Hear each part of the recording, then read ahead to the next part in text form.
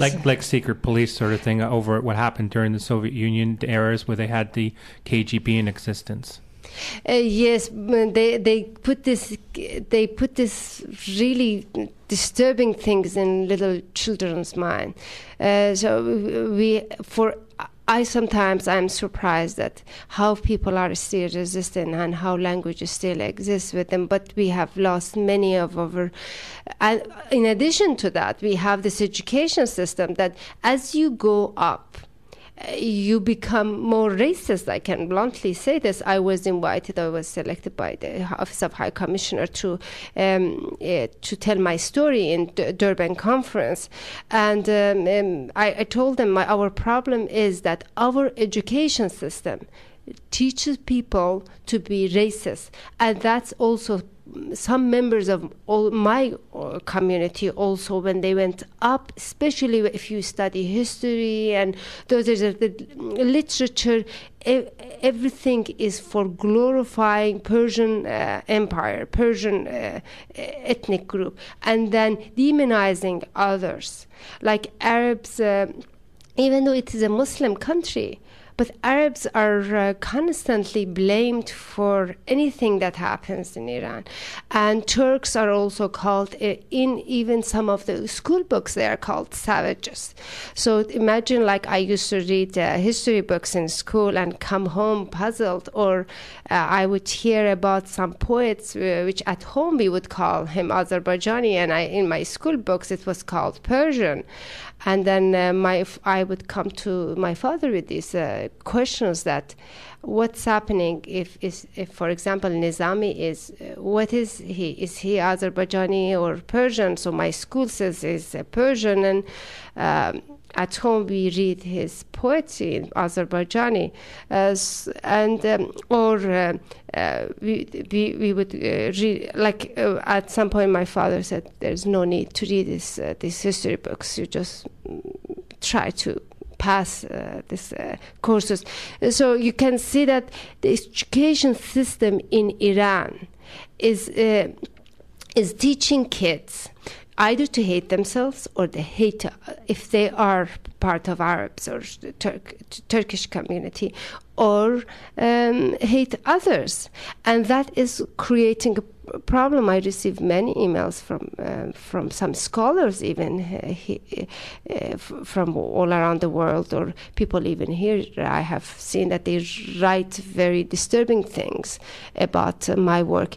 And I don't blame them. If I read as many racist books as they have, I would have become the same way. I hope not, but I'm lucky I'm not. But I'm just trying to say that how much effort is put. And Fakhteh, hi, how are you doing? Hi. Thank you for telling us all these very horrific stories, but it's very interesting to learn about the racism in Iran. I had heard about the religious racism, like against Sufis and against people who practice any other religion other than Islam. Can you tell us anything about that, I saw a show the other day about an underground Sufi group, and they have to practice their religion secretly. Do you have any thoughts about that?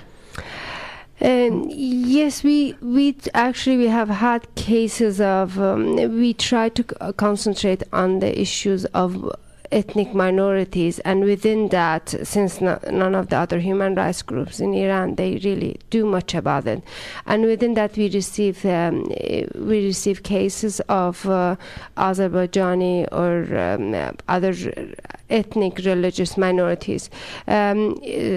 Sufis is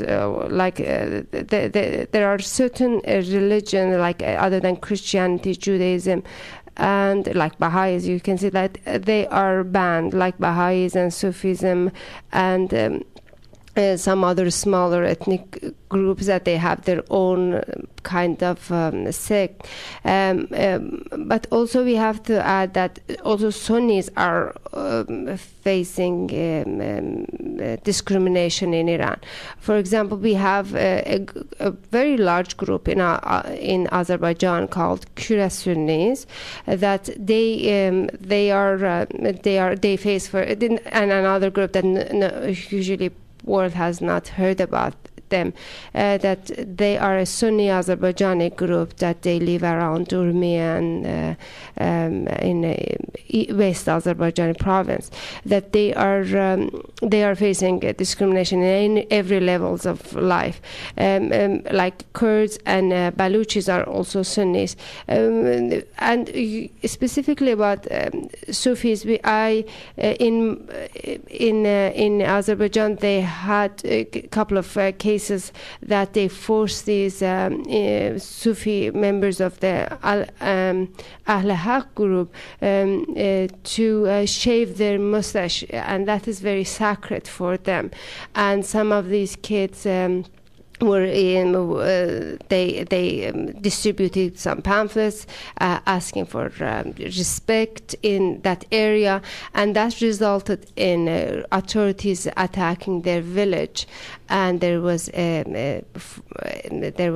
violence which resulted in capture of a couple of members of this community, and one of them were killed I think 2 months ago, was executed by government, and another one is awaiting execution. In ethnic minorities, when they are also not Shia, they face double discrimination, and that's sorry, I just wanted to ask you, you were saying that this type of discrimination goes back to around 80 years ago. Does this discrimination against minorities or ethnic minorities does it have anything to do with the British or any sort of influence like that? Because a lot of times, like in Africa and in many other places, after the British Empire was there, a lot of drawing borders, and it seemed to bring up and cause and perpetuate a lot of racism. There is a book called Iran and Challenge of Diversity by a Toronto, like York University professor from Toronto, Dr. Alireza Askerzadeh. That's an excellent book to read about that, because it explains how racist ideas from West, from Germany and other places, how the construction of the history in Iran and the Aryan race started and how it came to Iran. And so now we can see that in the last 100 years, I believe that it has made a dysfunctional society in Iran. So then maybe one day you will have him as a guest and he can go in details. We really welcome that too. We only have a couple minutes left before we have to take a break. So could you leave the listening audience contact information just in case they want to email you, ask you some more information when your next talk is going to be here in Vancouver, so that way people can get a chance to meet you in person? Sure. They can Google us as ADAPP, ADAPP. This is Association for Defense of Azerbaijani Political Prisoners in Iran.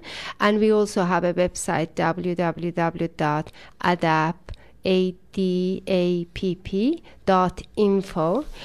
They can Google my name. Also, there are a lot of materials, the talks and my speeches in United Nations and all around the world. So it is Fakhteh Zamani, and they can contact me through our contact email on our website, or they can contact me at fakhteh@hotmail.com.